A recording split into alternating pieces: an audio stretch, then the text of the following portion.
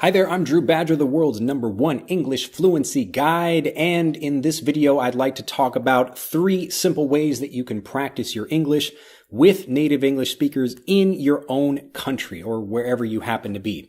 If you live in a native English speaking country, these things will work as well, but specifically this is a video for maybe people that don't live in an English speaking country and they write me and say, Drew, I don't have anybody to practice with.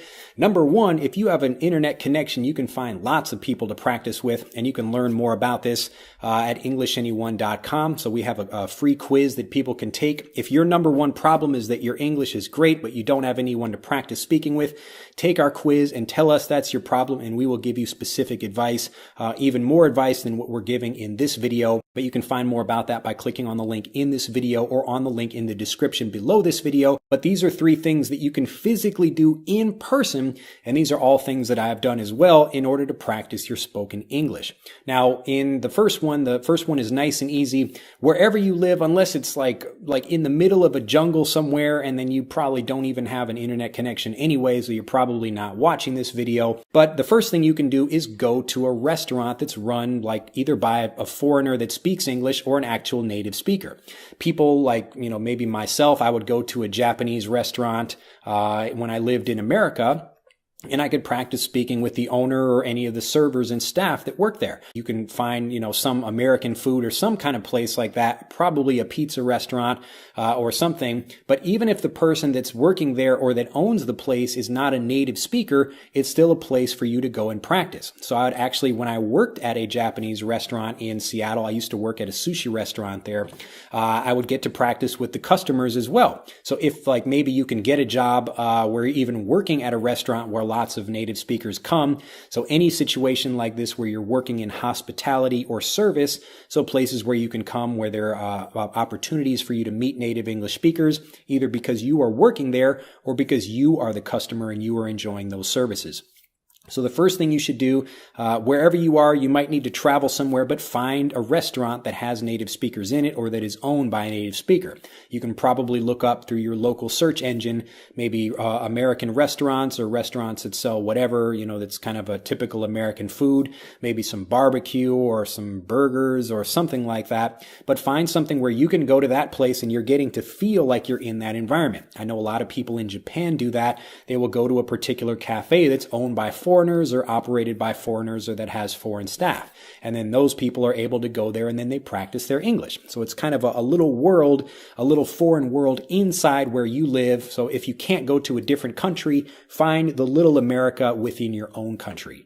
The second thing you can do, if you are not in a country where there are native English speakers or maybe not that many of them, you will probably find some places that really do have a lot of touristy places. So it doesn't matter what country you're in. If you live around any kind of people where you have foreigners that come to visit, if you can't go all the way to their country, when they come to your country, you should at least make the effort to go to them.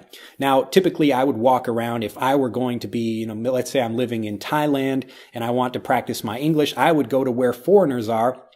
And one of my favorite things, even when I do this in Japan, is I ask other people to take my picture. This is a way of getting into a conversation with people, and I say, hey, can you help me with this? I kind of pretend to be a tourist in my own city. So if I'm living in Nagasaki, I know lots about Nagasaki, but I pretend to be a tourist and I would go to a touristy place where there are lots of Japanese people and I say, oh, hey, could you take my picture? And again, I'm just using this as an opportunity to practice my Japanese. I don't need to be in Japan to do that. I mean, I could be at a touristy place, maybe someplace else, but Japanese just happens to be something I want to practice, but you get the idea. So even if you are Thai or even if you are from Nigeria or wherever, it doesn't matter where you're from, there are likely some places where there are foreigners around. And if you walk around and you see them, and it's obviously a touristy place where you see lots of people taking pictures, it's a very common thing for you to walk up to those people and say, hey, could you take my picture?